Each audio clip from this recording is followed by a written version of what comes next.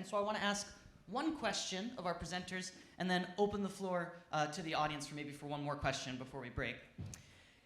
This is called Debates in AI, so I want to frame our panel next to the panel that preceded us, which I think there's a lot of points of difference, but let me ask one in particular, and I'll start with you, Trevor. The first panel warned us that culture might be converging onto some schlocky gray goo that machines are making, and all of our art's starting to look the same. You finished your talk by telling us all of our art's about to get very, very weird. How can those two things coexist? They can absolutely coexist. I mean, you can, okay. When I say weird, I don't necessarily mean just like weird in the sense that like, oh, it looks like something from Lovecraft or something like that, right? I mean weird in the way that we relate to images and relate to media, right? So I think we're entering a relationship in which we're looking at media, which is looking at us, which is modulating itself based on the observations that it's making about us. That's a very fucking weird relationship to have to an image or a video or your car, whatever, right? So that's the kind of thing I mean. In general, as things get weirder, as culture converges, I know that the two of you also, like me, are working with students very often. I'm curious, are your students experiencing waves of disillusionment? And in a panel like this, sometimes people respond and they'll come up to you after this event and say, that was terrifying. That really scared me. I feel very happy looking at all three of your works. How do you support students and keep them from feeling disillusioned, both in your educational practice and in your art practice? I'm looking for tips.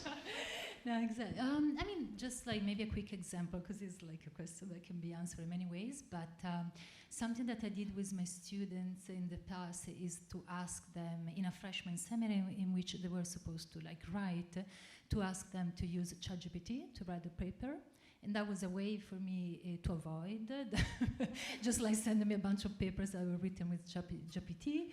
And also like to see what was their experience, and something that for them was important is that they didn't know what kind of subjectivity was beyond ChatGPT, right? So what was the original voice? What was the voice behind, from which like situated perspective was ChatGPT writing? And so actually they found out that they didn't want to use ChatGPT because it was a kind of like anonymous average voice, not situated, this idea of like artificial intelligence. And I really love, as Stephanie, what you were saying about, maybe it's not just about intelligence, maybe it's about wisdom, maybe it's about knowledge, right? Because why are we talking about intelligence? Something that to me is interesting about artificial intelligence is that we get like to think about it, that we get to rephrase and rethink what do we mean by intelligence, that maybe it's not this like disembodied average universal point of view. And so my students were like really like looking at that, and at the end they decided not to use ChatGPT to write the papers. Yeah, and it's interesting. First I want to say I would put S on all of those, so wisdoms, intelligences, knowledges, and I think that's really important. In terms of students, I run a lab called the Future Histories Lab, and it's all about really engaging the technologies to see how far we can push them. Right, and so maybe when I say play, I should say hack to a certain extent. And this is often because I come across people, students, professors, general folks, who say, I'm afraid, one, right? Okay, that's a thing. And then, I tried to do this thing and it doesn't do what I want it to do. And so then I will often ask, well, how hard did you push? What did you do? It's like I put in one thing and it gave me this boring, crazy thing, which is true. This is what we get, right? This crazy, boring, like fantastical, horrible crap. Beautiful crap, right? Yes. Yeah, right. But then if you push, right? Today it's prompt in different ways, and have adversarial prompts and have things doing things differently to kind of edge it towards what you want.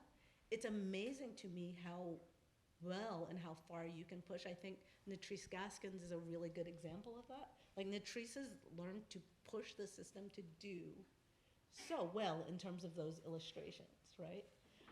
like the illustrations, like people love those illustrations. And it's an interesting thing because that's years long of pushing and prompting versus I tried the first thing that happened and this is what we get. But I think it's still process. Understanding your tools as deeply as possible and really working them, right? Instead of accepting them and then changing them if you have to, which is often a thing, Eric mentioned in passing, someone online commented, if you were a real artist, you wouldn't need to use AI. I think my response in line with what you're saying, Stephanie, a real artist will look at AI and say, I can make art with that. That's what I think. Shall we open up for questions from the crowd? I think we have someone walking with a microphone around.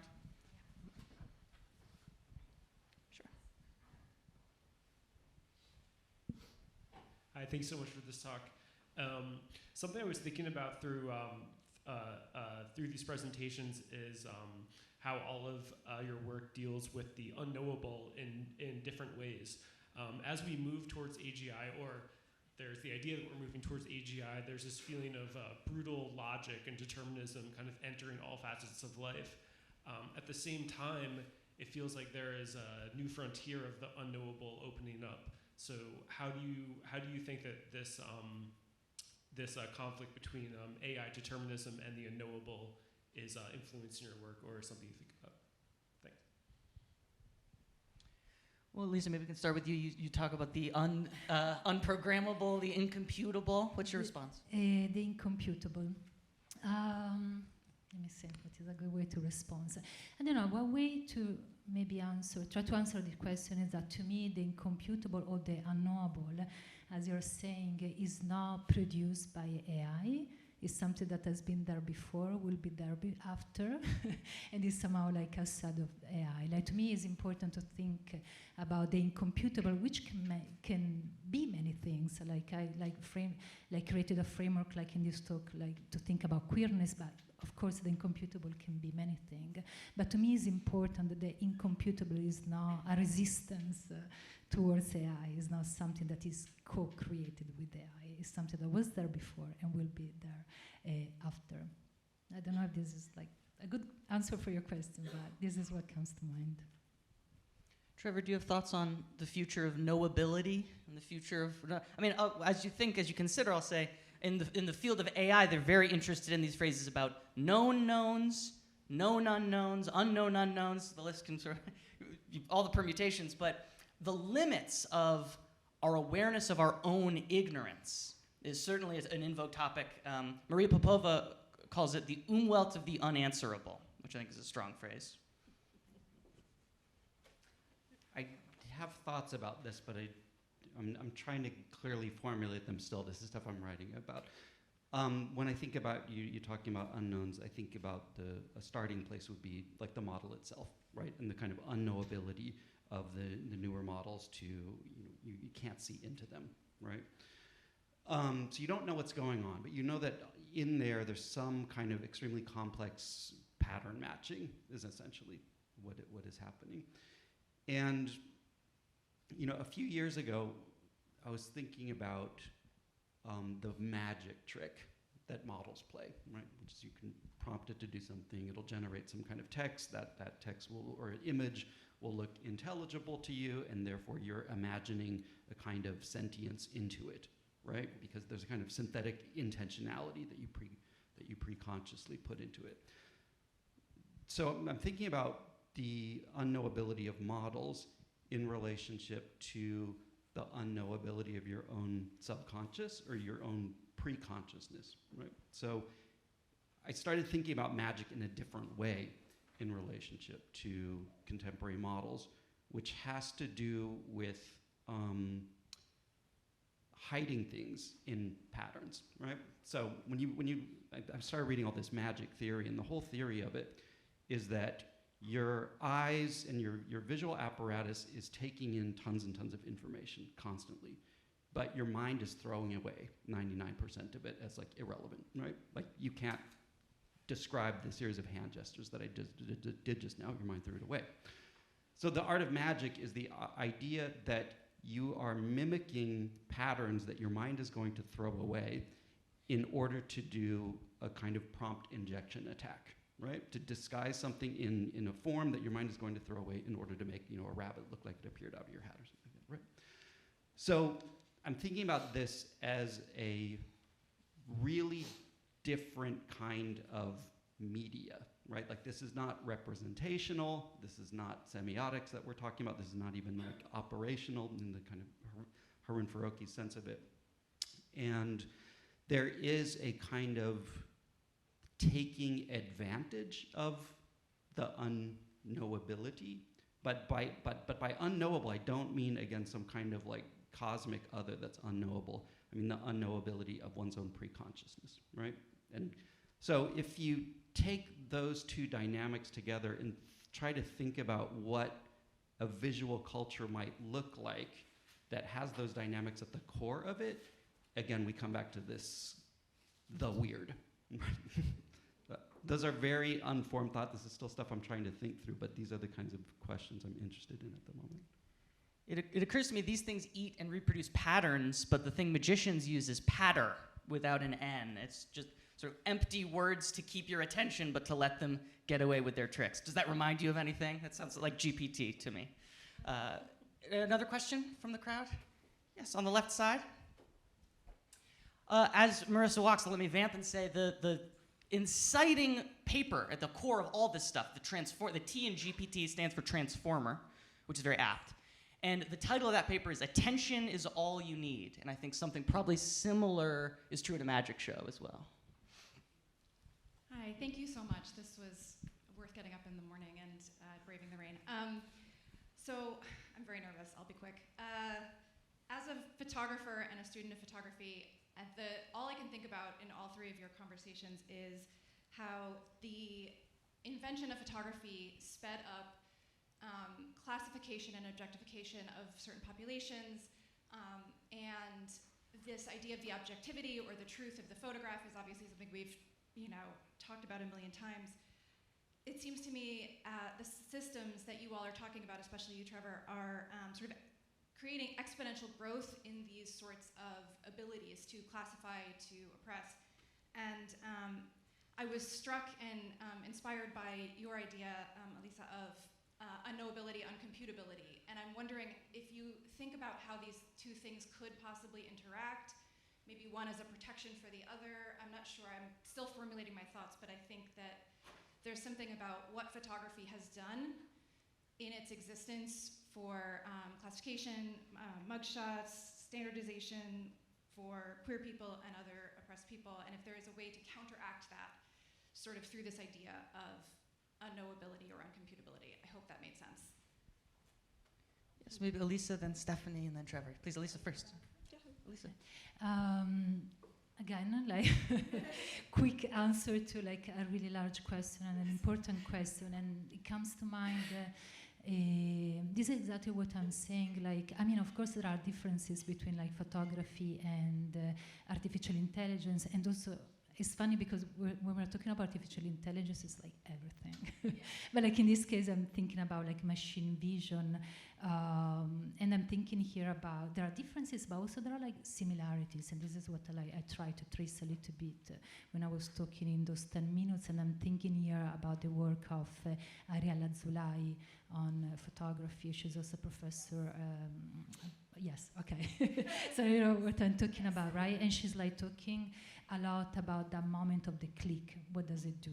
And what does it do within the colonial project, right? Like, I mean, photography and the colonial project are two things that are connected. Photography, it is a tool of the modern colonial and imperial project.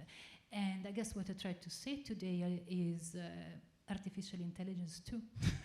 I mean, put it together also capitalism, but to me it is mostly the same logic with like differences, but of course this idea of like bordering, naming, labeling, and most of you, ordering, like according to specific like categories and hierarchies, to me it is the same project. And then of course there are like other differences. So that's why I'm thinking about incomputability as something that can undo, unlearn. Like maybe we should start to unlearn and think about machine unlearning and not machine learning. That I think is something that like Stephanie is actually doing with the project that she presented. Do you have any thoughts, right? Stephanie? Yeah, I think I'm actually doing the opposite. in a way, right? So I think that they are like AI in photography, this labeling, the things that get done to us and the way we get placed are all things that happen. And in a way, I'm sitting here thinking about transparency and what that means and how hard it is to be unknown or unknowable, and then what it feels like to be unknown and unknowable, right? Because I think, well, I'm gonna use blackness. Blackness sits in that space, right? Of both and. And so how do you get to be known? How can you be computable in a way so that you can actually have some sort of agency within a system, right? And then how do you hold on to another type of agency that holds on to the things that maybe are somewhat unknowable? Like I started thinking about, intuition, spirituality, all those things that kind of defy real definition in certain ways, right? Or we can describe them, but they don't do it justice, right? And so for me, the idea is really to do I want full understanding of those things, if that is even possible. I don't know that it is computationally, right? But I feel like hiding or being truly unknown is not going to work. So now I want to figure out how you shift the knowing to something more descriptive, more knowing, more understanding of our world. Yikes in this room. Trevor, this feels central to some of your work and research. What are your thoughts? I think you guys said it beautifully. Well, maybe I have time for one final question from the crowd before we break. Marissa, we have two on this side. I leave it to you, the mic wielder. Thank you. I wanted to ask, as artists who often exhibit in museum and gallery settings or in academic settings, if you have any thoughts about how you anticipate the way mass media might react to some of this, and the way that, especially in terms of storytelling, where there's kind of this very repetitive process that happens with kind of retelling stories over and over again, especially where it's most consumed, how you see that shaping off of some of your experimentations and tinkering with AI going forward, and if you see some of that weird aesthetic that you mentioned becoming more palatable to the general public, and how that'll shape people and shape culture going forward. Any thoughts from the crowd? As you think, one of my students was recently very taken with the idea that we had a generation of iPad kids, and we're about to have a generation of GPT kids. And I think mass media, as it develops and eats these things up, who does mass media play to? Well, in 5 years' time, it's playing to kids who are going to be 8 and 9 and 10. So we need to bear in mind that the audience for mass media, increasingly young kids, this is their world, and they'll have very different things they take for granted. Yeah, I don't know that this is in your bailiwick at all. So at Sundance this year, and this is weird, I was in 2 documentaries, right? One was made by Black and brown folks, one was made by white folks. One was on Bina 48, one was on Mavis Beacon. Very interestingly, because in the press, what they did was pit these 2 things against each other, hard, right? And so this is the place where I go, well, the stories we tell our machines, the stories we tell ourselves, we're already reinscribing those stories in that dynamic. And the question becomes, how do we kick them off of that? I wasn't part of any of that to talk to anybody about it. But how do we encourage a deeper examination of who and what we are, instead of reinscribing the things that we say every day, right? The ideas that we put in every day. How do we accept the weird idea, right? The odd idea without pushing it aside? And how do we do it without hearing language that we think we need to hear to understand the words that are being said, right? I speak very particularly in very plain language on purpose, because I think it's the language that we can have a conversation broadly with, and that means we in this room, and I hope anybody on the street who wanted to come in, who actually wanted to join the conversation. So I think this is a problem that's been, right? And this is where I come back to, this is us, right? Anything we do in AI is reflection, repealing, reserving ourselves. So that becomes, what work are we doing for each other within? And when you go out and write, or when you make, how are you doing it differently so that it doesn't just pull this up? like this kind of weird combat that makes no sense. All right, and then how do you do that in a corporate setting, which gets even harder? I hear a lot of time from people who work in places like, I really want to do well, I want to do this other thing, but I don't have space to do it, right? So again, I'm going to go back to the work that I think, and I didn't mention surfing, but I think we have a lot of surfing and figuring out of the spaces that we're in to like, what the heck is that balance that we strike to try to stay on the board and move things in the directions we want. Please, a final round of applause for our wonderful panelists. Thank you so much.